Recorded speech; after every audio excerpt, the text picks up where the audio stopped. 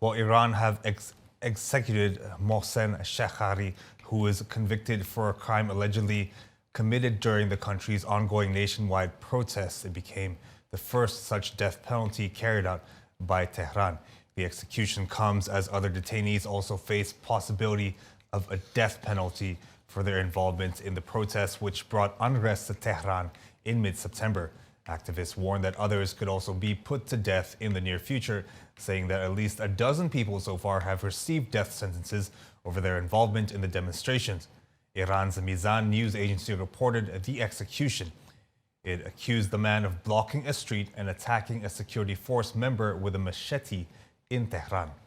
Mizan news agency, run by Iran's judiciary, identified the executed man as Mohsen Shekari. Mizan said that Shekari had been arrested on September the 25th and then convicted on November the 20th on the charge of Moharebe, a Farsi word which means waging war against God.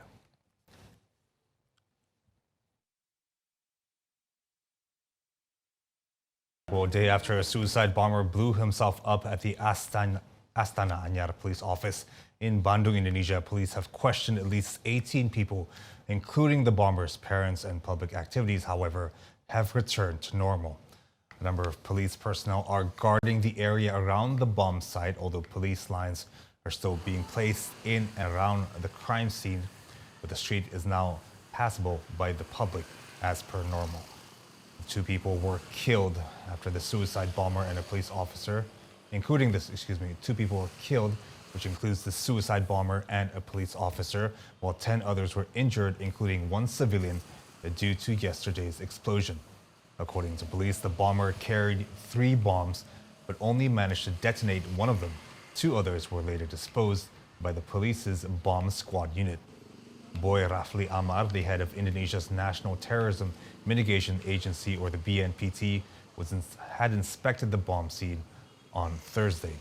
During his inspection, Boy warned the police to escalate their security at all facilities, considering the police have become one of the terrorists' main targets. According to the official, terrorists consider police as a threat that will disrupt them from achieving their terror purposes. The suicide bomber died instantly at the scene and was a terrorism recidivist who served 4 years in jail for his involvement at the Cicendo bombing in West Java previously. Now, according to police, the bomber was released from the country's maximum security island prison on Nusa Kambangan Island last year.